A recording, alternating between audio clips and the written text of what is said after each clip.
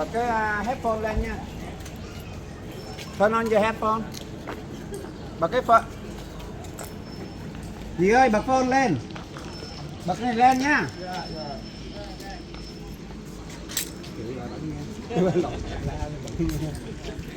Trời, dùng sai chữ mà mệt chết.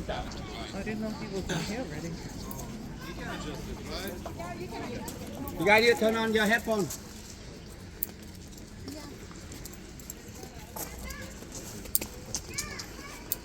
All right, guys.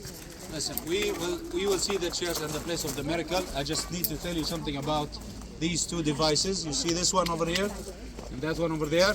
So, anybody has any idea what is these? That's a rock. Oh, that's the breath here to make it. You put it in. No. Come take a look at this one over here.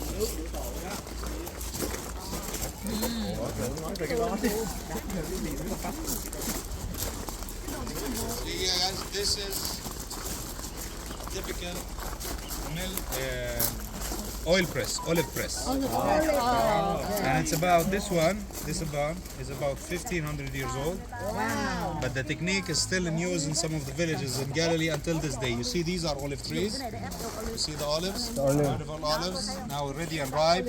They can collect them when they are black or when they are green. You see over here you have the two colors on this tree. It begins green and then it turns black. So you collect the olives and you throw the olives down here, just like these stones over here, but full of olive. And this is a millstone. So this will be attached with a wooden beam. And maybe a donkey or a bull or a human being will go around and smash all the olives.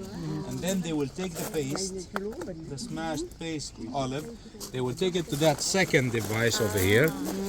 Now let's get to this side over here.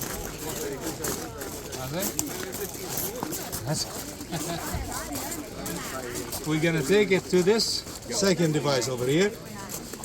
And over here they will have flat baskets, round baskets, which has small tiny holes, ancient baskets made of soap. So they will have the flat baskets. They will have one layer of basket and another layer of the olive paste spread all over the basket, and another basket and another layer of paste. They will have it layers. And then they will have over here one wooden beam that will be tied with two big rocks, weights. And they will, the beam with the weights will be crushing against the baskets and the paste. So when they crush against each other, the olive oil will start coming out from there. And when you have more than one of those devices, in Aramaic you call them Gethsemane. Gethsemane. Like the Garden of Gethsemane? This is what Gethsemane means. Gethsemane means olive press.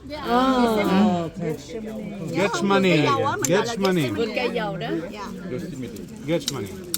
But this is like how the heck they're going to move from here to anywhere, because this is heavy. Like You don't move them.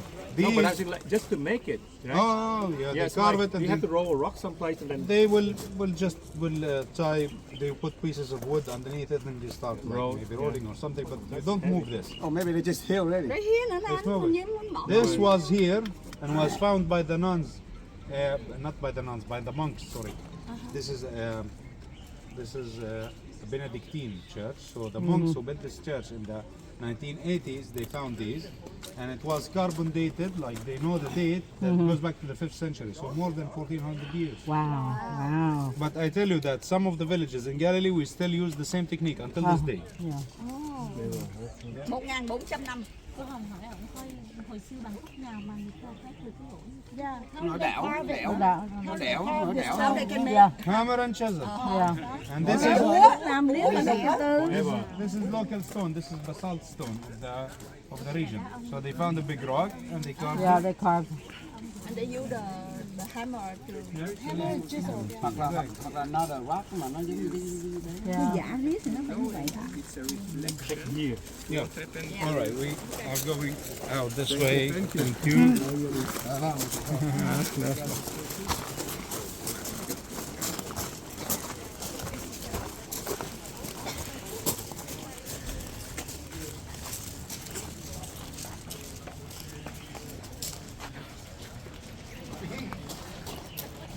Là cái phone mình mới đi qua ha.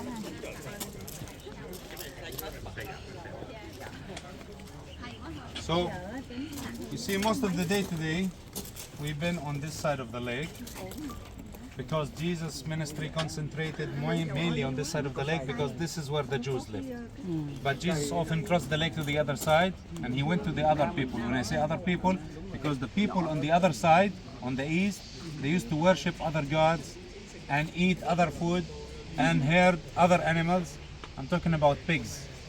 You remember the story when Jesus crossed and he found a man possessed with an evil spirit and he threw the evil spirit to the herd of pigs? The Jews don't eat pigs. Is that the reason? The Jews don't eat pigs, so there's no way you will find a herd of pigs on the Jewish side. So the story happened on the Gentile side. This is over here, this is the Decapolis. These are Greek Roman cities, so the people who lived here were pagans, were Gentiles, were not Jews. So Jesus came to the Jews, but he also went to the Gentiles. This is very important because when we speak about the miracle of the multiplication, in the Bible there are two. If you notice the number, there's one that speaks about 5,000 men, and there's another one that speaks about 7,000. Sorry, not 7,000, 4,000. This is not a mistake. There's one that was made over here to the Jews and the other was made to the Gentiles. What's the sign? What is the symbolic thing that gives us the idea that it was two miracles? First of all, in the Bible there are no mistakes, so it's two miracles, not one. The second thing is that from the leftovers, in the miracle with the 5,000 people, they filled how many baskets? You remember how many? 12. As the number of the tribes of Israel. On the other side, from the leftovers, they filled 7 baskets as the 7 kingdoms of the ancient world. So it was 2 miracles of the multiplication targeted, one to the Jews and one to the Gentiles. And over here we are on the Jewish side, so we are remembering the one with the 5,000 men and the 12 baskets of loaves. This is a church over here that was built by the Benedictine fathers. They came, they excavated, and they found that in this place, right here, there used to be 2 Byzantine churches. And you will see something very unique because you will be walking on that mosaic from the ancient churches.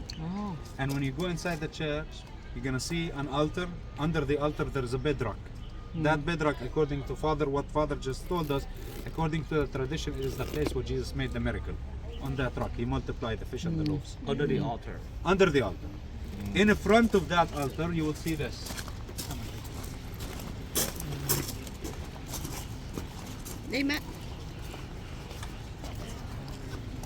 This is the church. You will be walking on mosaics. And this is the first church that was built here in the 4th century. This is another one that was built in the 5th century.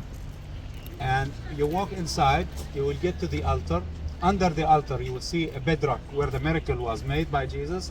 In front of the altar, in front of the bedrock, you will see this.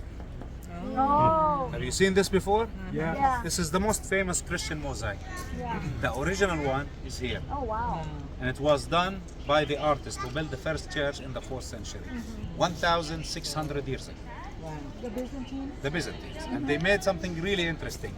They made a basket of loaves and 2 fish. But when you count the baskets, when you count the loaves, it should be 5, according to the miracle. Over here, it's only 4. It's not a mistake. Jesus is the 5th piece of bread, and he is on the altar. He is the bread of life. That's a beautiful symbology that was done by them.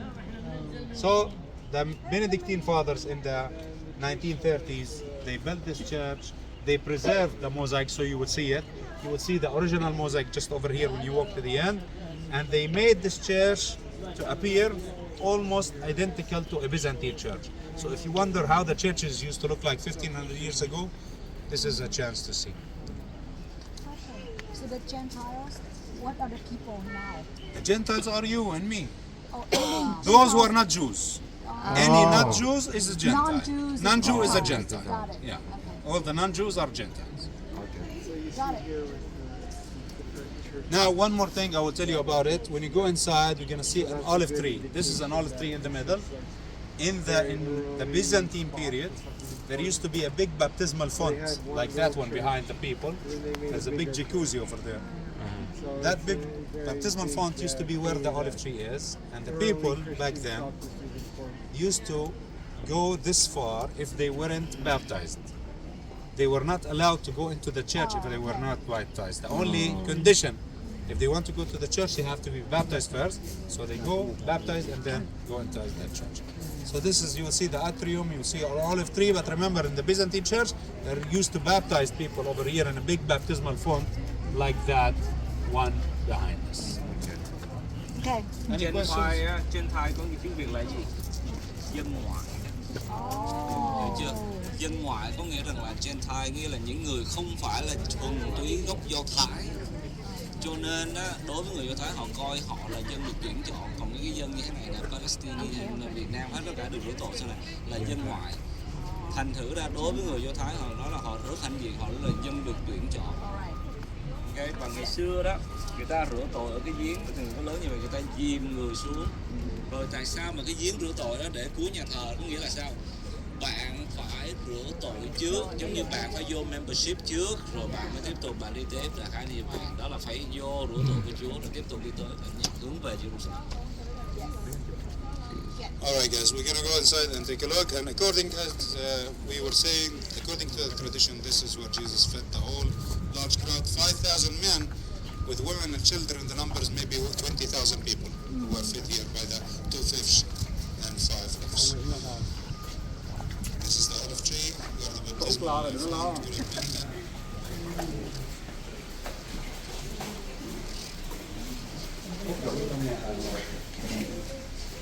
The olive tree.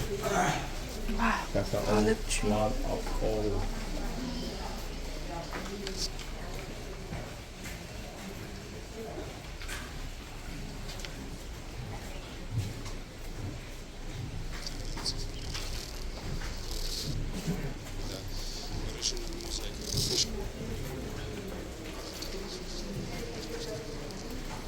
Cái xã mà mình thấy đó, đó là cái xã nguyên thủy luôn đó, từ cái thời Byzantine tới bây giờ.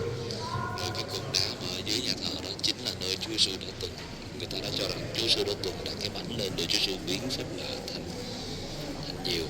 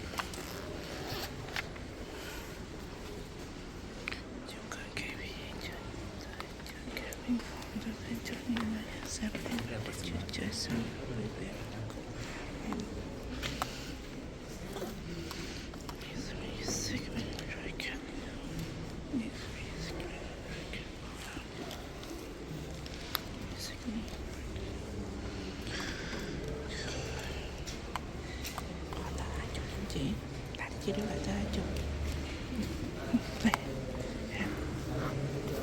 Lấy giùm chị tao 20.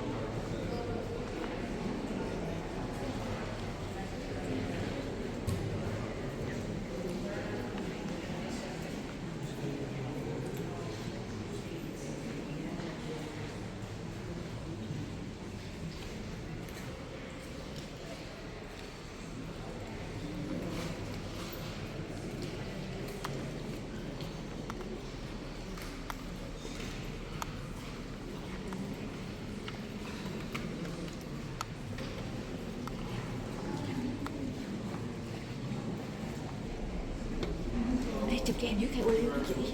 Ok.